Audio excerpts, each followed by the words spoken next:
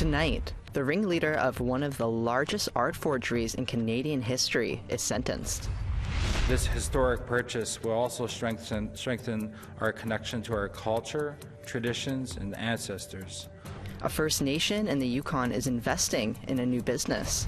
I watch these other people that I'm competing against that are older and better and stronger, and I kind of watch them to see what I can do better. And athletes north of 60 are training hard for the upcoming Arctic Winter Games.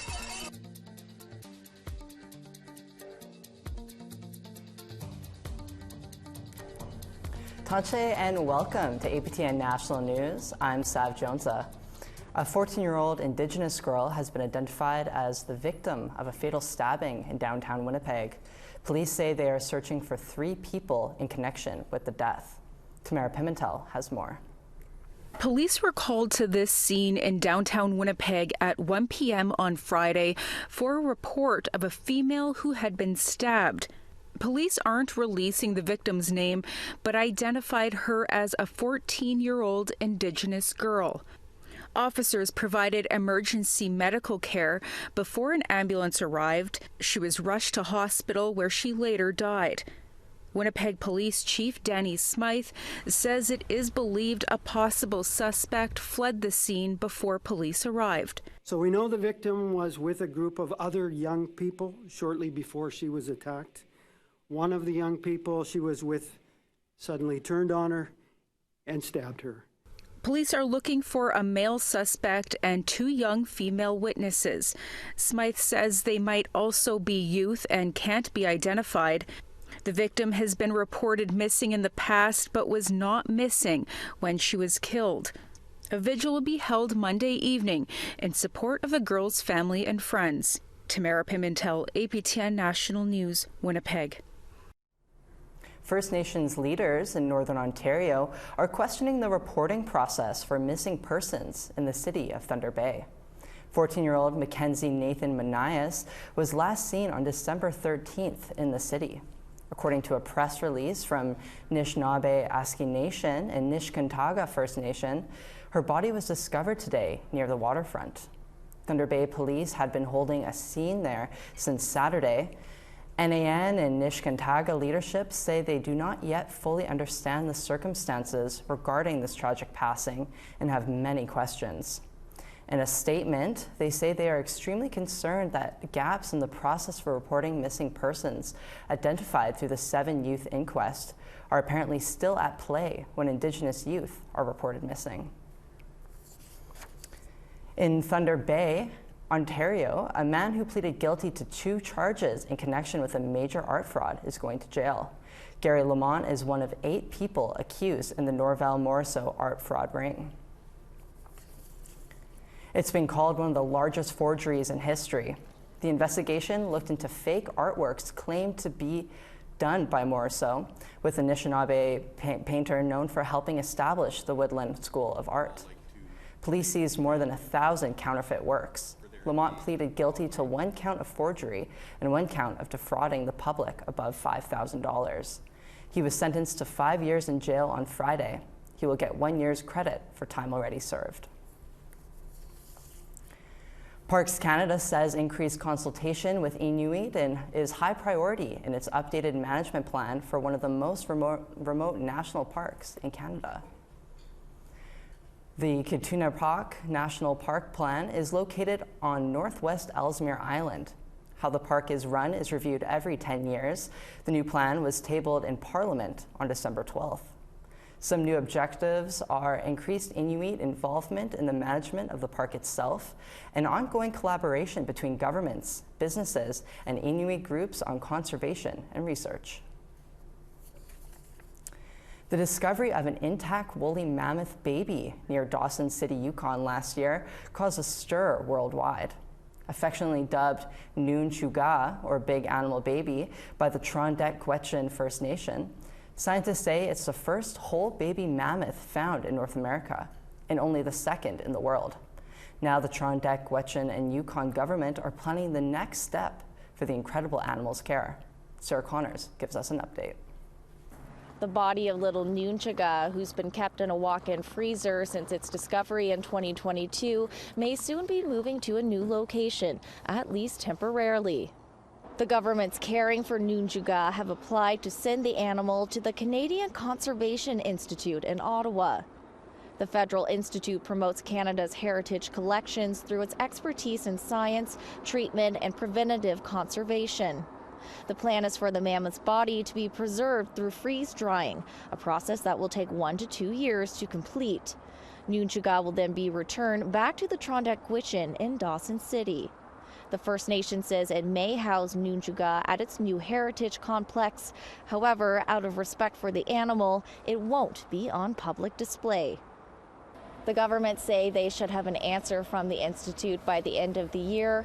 If approved, a delegation of elders, First Nations representatives, and government officials will accompany Nunchaga on its journey to Ottawa. Sarah Connors, APTN National News, Whitehorse. The Kwanlin Dun First Nation in Whitehorse, Yukon is investing in a new business venture. They just bought themselves a wilderness ranch. The First Nation in Whitehorse bought the Sky High Wilderness Ranch on Friday. It says the $3.5 million price tag will be money well spent. The 60-acre ranch is 30 minutes outside Whitehorse on the First Nation's traditional territory. Dog sled adventures, horse rides, and overnight cabin and lodge stays are offered. Chief Smith says it will be business as usual until more cultural experiences are added to the activities. Strengthen our connection to our culture, traditions, and ancestors. Kwanlin Dun First Nation has created opportunities for citizens to experience time on the land and to learn land-based activities that connect people, place, and culture.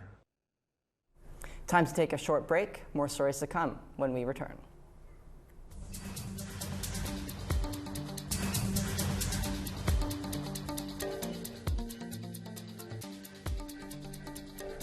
Welcome back.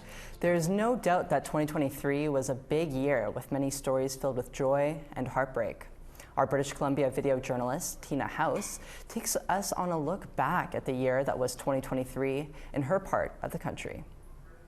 In early February, the late Gina Wojcik was honored at a celebration of life at the Musqueam Indian Band.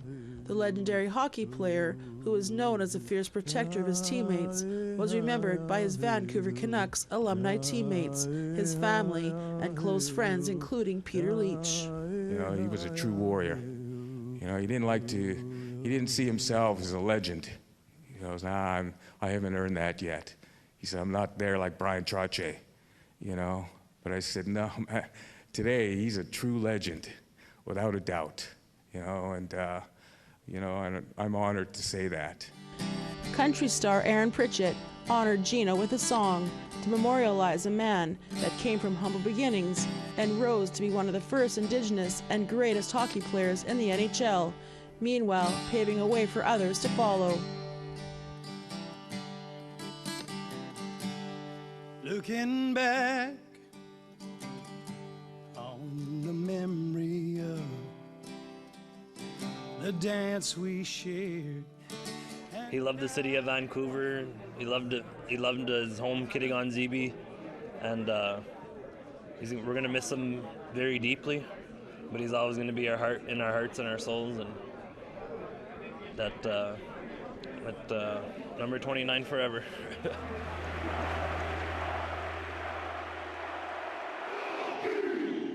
And then the Maori All Blacks came to Vancouver to play in the Rugby Sevens.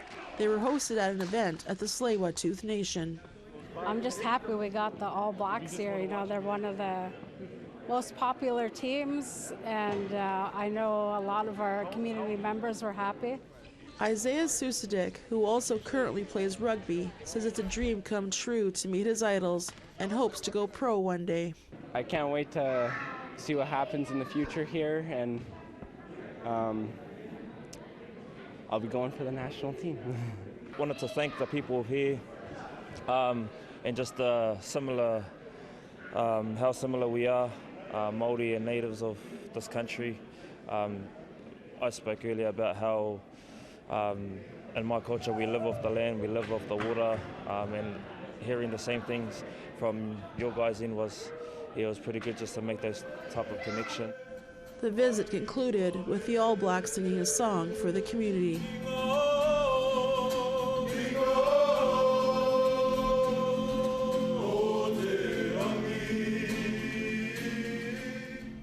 Murdered or missing Indigenous women and girls continue to disappear or be killed at an alarming rate across Canada, prompting thousands of people to continue marching and trying to raise awareness as grieving families search for answers.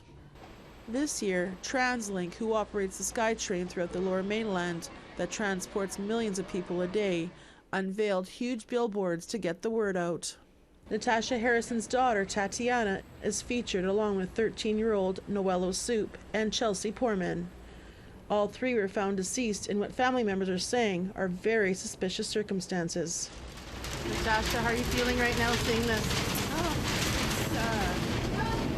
it's sad that it has to come to this to try and raise awareness, but I'm so grateful for all the people and APTN and Butterflies in Spirit and everybody who's fought so hard to get these things up. And Noello Soup's aunt, Josie August, says she's grateful for this campaign. We're coming up almost a year after her remains have been discovered, and we're no closer to finding answers. And it's actually heartbreaking to know that your family member is on a justice for MMIW. Butterflies in Spirit is a dance group of MMIWG advocates who all represent a missing or murdered loved one. They performed at the event.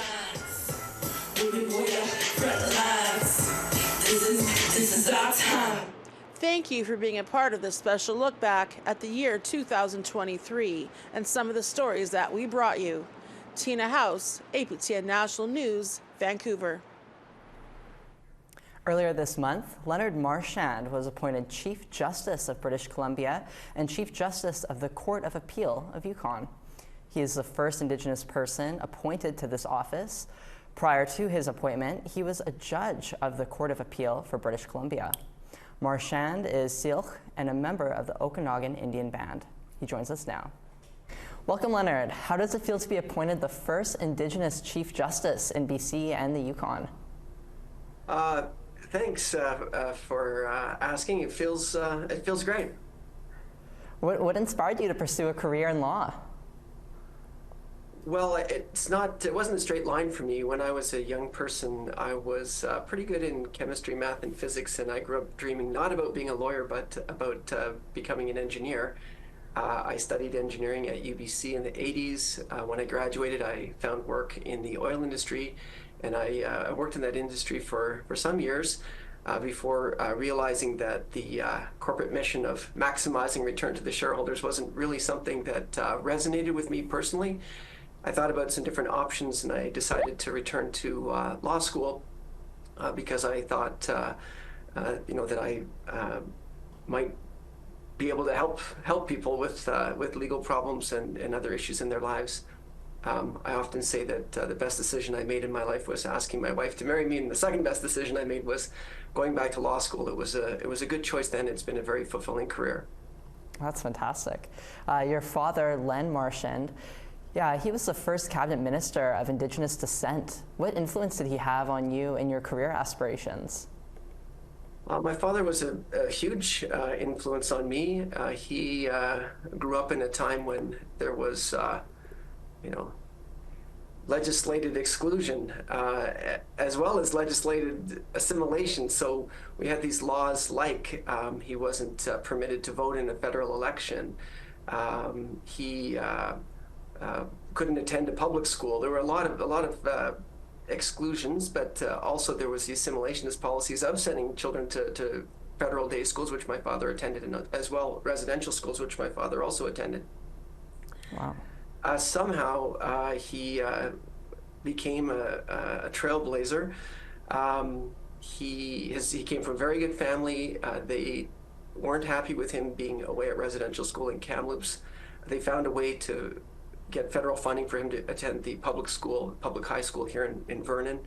He was put into a general, not academic program to start, but fortunately the people there realized that he was actually a pretty smart guy. He got into an academic program, went on to university, became involved in political movements like the North American Indian Brotherhood, fighting for things in the 50s and 60s like basic rights, including the right to vote, which was delivered in 1960, and he was elected to Parliament. First status Indian elected to Parliament in 1968, and then later he served in cabinet from 76 to 79. And he was always a person who believed in participating, being included, being at the table. He didn't always agree with government policies, but he felt that he could do more good, make more changes by being at the table and influencing outcomes. So I've, I mean, I would never compare myself to my father or try to measure up to the standards that he set, but he certainly led an inspirational life, and it inspired me and many, many other people. Yeah, he sounds very inspirational. What would you say to other Indigenous people who may be considering a career in law? Well, I think that law is critical. I mean, when you read, for example, you read the TRC report, I'm sure you have, you see that it's sort of ironic that the majority of the calls are in areas of education and law, and I say it's ironic because education and law were the primary tools of oppression, but the TRC sees those as being today, the way forward. So law structures so much about how we live in our society and how we exercise our rights. So having Indigenous people in the law is important, and there are a growing number of Indigenous law students, Indigenous lawyers, and Indigenous judges, and infusing Indigenous voices and Indigenous values into the justice system is a good thing, not just for Indigenous people, but for all people in Canada. I have to agree with you there. That's all the time we have for today, but thank you so much for speaking with us. Great to join you, Seth. Thanks so much for the interest. Absolutely. We need to take a short break now, but coming up, one of the greatest space films ever made will be coming out with an Anishinaabe-Moan translation. More on that after the break.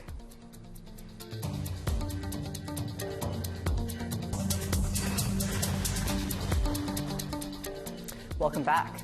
One of the most iconic films of all time will become more accessible to an Anishinaabe audience. A partnership announced today will see the creation of an official Anishinaabe-Moan, or Ojibwe, version of Star Wars: A New Hope. The project is an alliance between the Dakota Ojibwe Tribal Council, the University of Manitoba, and Disney Lucasfilm. This is a look at the poster art also released today. Script translation, auditions for Anishinaabe-Moan voice actors, and sound recording will take place in Winnipeg in 2024. Plans are to have a Winnipeg premiere, as well as showings at theaters across Canada, and the intent is for this version of the film to air on APTN.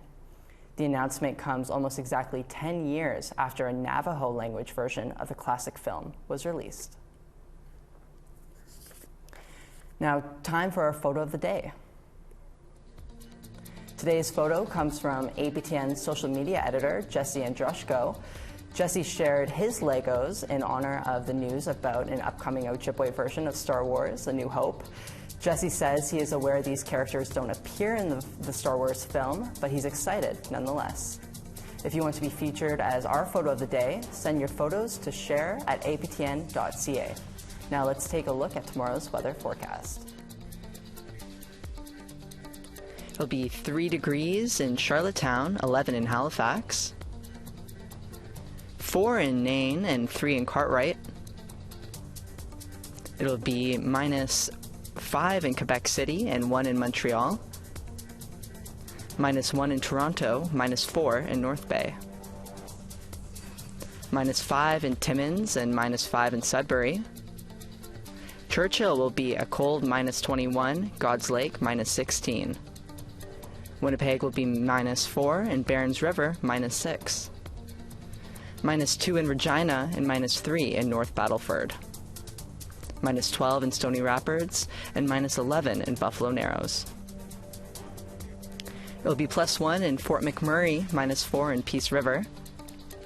It'll be +2 in sunny with clouds in Medicine Hat, +5 in Calgary. It'll be 10 in Vancouver and 4 in Bella Coola. -9 in Fort Nelson, -2 in Smithers. -21 in Old Crow and -18 in Dawson. -23 in Yellowknife, -15 in Norman Wells. -19 in Coolville Lake and -23 in Fort McPherson. -24 in Arviat and -25 in Cambridge Bay. -26 in Iqaluit and -22 in Resolute.